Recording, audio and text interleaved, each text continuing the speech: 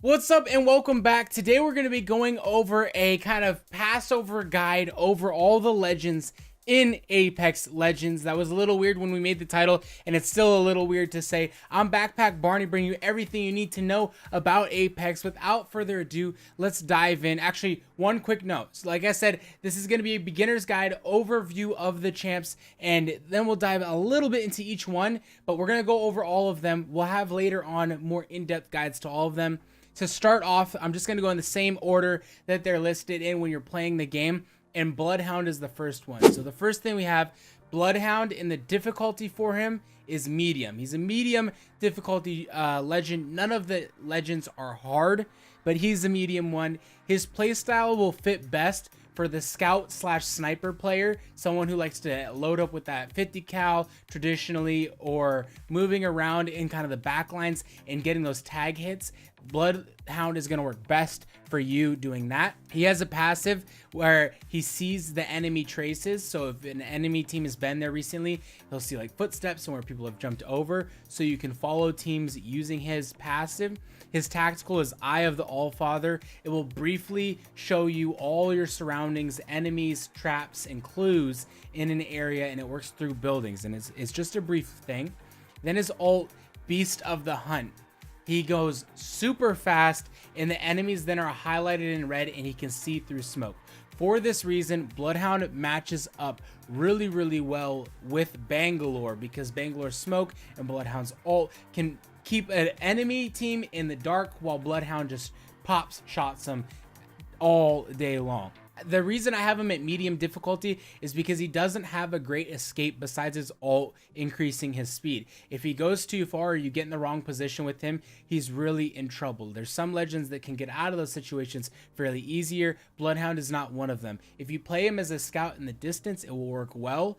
And you can push up, you can play aggressive with him totally, because his ult makes you fast. You see enemies in red, you can totally move around. You're harder to hit like that, but you just got to be careful because he doesn't have that escape. Next up, we have Gibralter, and I will put his difficulty at easy. He's an easy champ to pick up and use the abilities in the right place. His playstyle is more of a positional support, and you can get aggressive with him, but for the most part, he plays really, really well towards the mid back line of your team. His passive is that while he's ADS, he has a shield pop up right in front of him. He can still be headshot, but that shield will protect that big body of his for a little bit. His tactical is Dome of Protection, and it just throws out a dome that you cannot shoot through. Now, the reason that I don't say Gibraltar's an aggressive player, because if you throw that dome down closer to the enemy, it can actually end up working against you, because you end up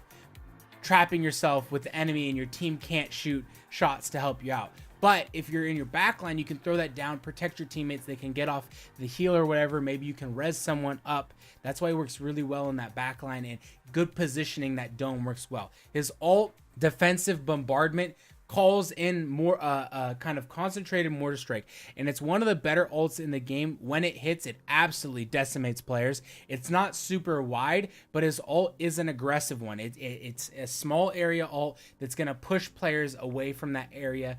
Even though it's small, if you can pin people down in that ult, it works extremely, extremely well. He has one of the better ults, but when you ult, you're going to be moving the players around, so just be aware of that while you're playing. Most players don't get caught in these ults unless they're perfectly timed, and instead it'll just position the enemy in a different location, which can work to your advantage when you're trying to support your team. If they're getting overrun, you put that between your team and the enemy, and then the enemy won't engage you. Moving on to Lifeline, and she's a medium difficulty, I would say. Her playstyle is a support slash sniper, works best in that area.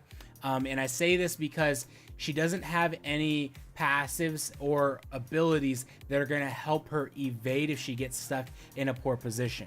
Kind of like Bloodhound, and she's really good at supporting the team and giving health. So teammates go in, and then when they come back, you can heal up using her tactical. We'll get into that. Her passive is the Combat Medic. So when she goes to res someone, she'll throw a shield down, and she'll also res you at 25% faster rate.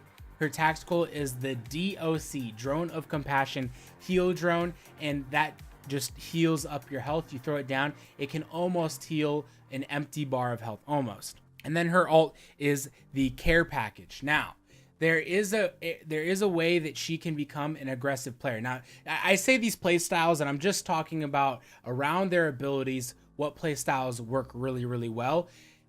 Lifeline can work as an aggressive player because she gets those care packages, and it tends to give you good armor, good helmets, good attachments, good weapons. You could get a Mastiff or a Kraber.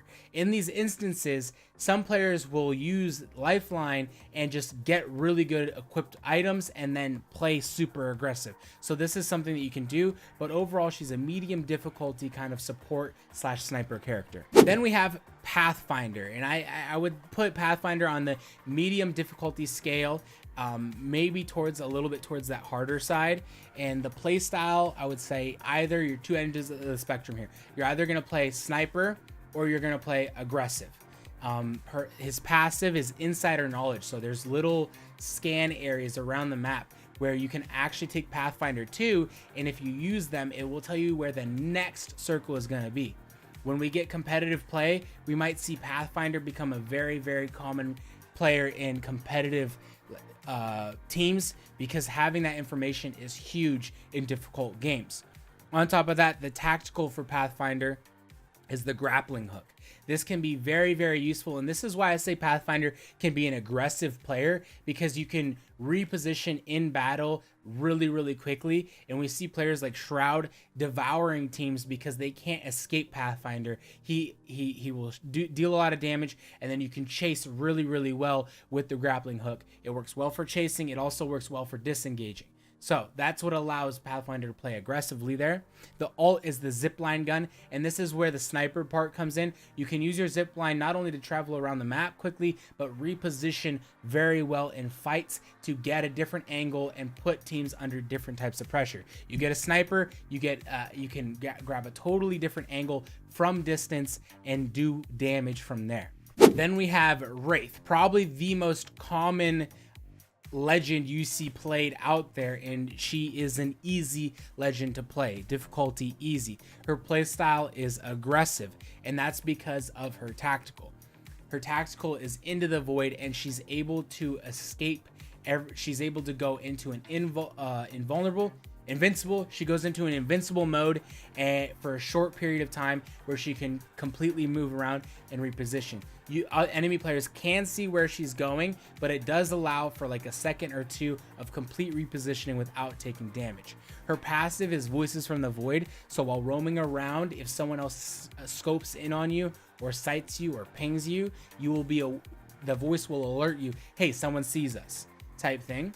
And then her ult is Dimensional Rift, which will just create a portal. So the way she works really, really well here is when she gets aggressive, if things get too heated or something surprising happens in the battle, you can use her tactical to reposition out of that and get a quick heal off. Her portal works really, really well if you hear gunfights in the distance and you know you're going to go towards it and fight it. When you get a little bit closer, set that portal up behind some rocks or something, and then drop it off right before you start your engagement behind a wall. And then if things get too much, you can do a quick disengage and go back to a safe position while you can heal, or catch people coming through your portal and destroy them. One funny note is that if you drop her portal in a doorway and then close the door, people will be insta-killed as they come through the door. So just a funny note, watch out. If you see a portal, maybe someone's doing that, might not want to go through it. Then we have Bangalore, and Bangalore's difficulty is she's an easy legend to play. Her playstyle is aggressive slash positional support. Her passive, Double Time, makes it so that while you're sprinting, if you get shot at, you sprint extra fast. This is very, very helpful to escape fights that you get overrun in. It's very, very helpful for repositioning when you get spotted. It works really, really well when you get when people try and shoot you through your smoke and miss shots. That brings us to her tactical, which is the smoke launcher. She has it stacks twice. I think it takes about 20 seconds to build up. She shoots smoke out of her smoke launcher, and this is why she works so well, because you can use her to you can smoke the enemy while your team gets in closer, and that's the way you can play really aggressive with her. As well as if you get too aggressive, things get heated, you can smoke yourself and try and evade the enemy team and run out of that. You can smoke downed teammates to res them in a little bit more of safety. That's where she works as that kind of support side. But her ult is really where it comes into positional support.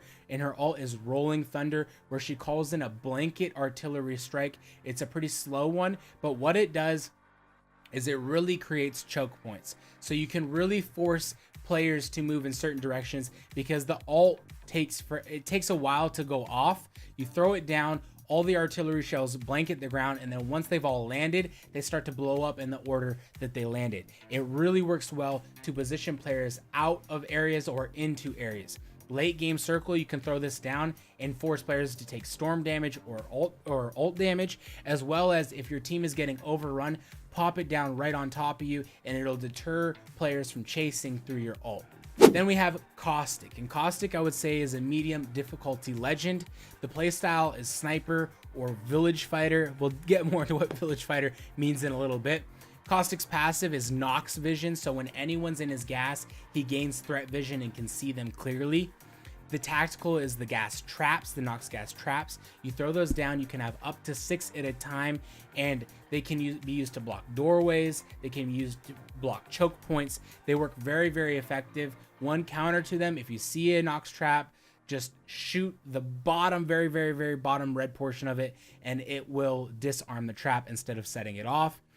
The ult is for Caustic is the Nox gas grenade, where he throws a Nox gas grenade that works better than the traps do. I'll say this, I think that Caustic needs a little bit of a buff, because all of his abilities are things that, you know, he can't really use. You can use Nox gas traps to get away, but they're quite easily avoidable, and unless you're in a corridor like the bunker or something like that, players are just going to be able to run around those gas traps. What I mean by Village Fighter is that Caustic is very, very good at fighting in buildings. Extremely good at fighting in buildings, because inside a building, that gas trap is going to lock you down. Teammates can throw nades. Caustic can easily see you and shoot you. You're so slow. He's a very, very good village and small corridor fighter, as well as holding off choke points. If players don't know how to disarm the gas traps, then you're good to go. But when players know how to disarm your gas traps, it's a little bit harder to use Caustic. Then we'll go into our last legend for now, which is Mirage. Once season 1 starts, we're gonna get some new legends, but Mirage's difficulty, I'd say, is about medium. His playstyle is aggressive, or he can be a setup man. We'll get more into that later. His passive is Encore, and that's when he gets downed, when he gets knocked, he drops a decoy that's knocked, and then he goes invisible for 5 seconds. His tactical is Psych Out, and that's where he'll shoot a decoy out in a certain direction. And his ult is Vanishing Act, where he just drops a ton of decoys and then goes invisible. Now, you can use Mirage aggressively because the ult allows you to get out of sticky situations, but it is an ult, so it doesn't work as well as, let's say, it doesn't work as well as Wraith's tactical, which is Into the Void, where she goes completely invulnerable, or as well as Bangalore's smoke grenades, because they can get shot down and they come back quicker than the ult would for Mirage. But the ult works well, so you can use Mirage aggressively and still play out of it if things go south. As well as, I call him the setup man, because you can really test out areas. You can shoot his decoy through town, and there's always players that are new to the game, and so there's always going to be players that don't quite understand the different nuances and things of the game. So shooting his decoy through towns just makes it look like, oh, that's a new player, I'm gonna go get him. And players will often shoot at this. Now, this won't work as well if we get to a point where we're playing in really competitive scenes, because players are not going to fall for decoys. But when it's done well, it can really throw players off and get you some free shots, or let you know where the enemy is so your team can easily set up around them. That's going to do it for our beginner's guide to Apex Legends. Thank you for stopping by. If you're not subbed already, make sure to do so, and until the next time, we'll catch you later.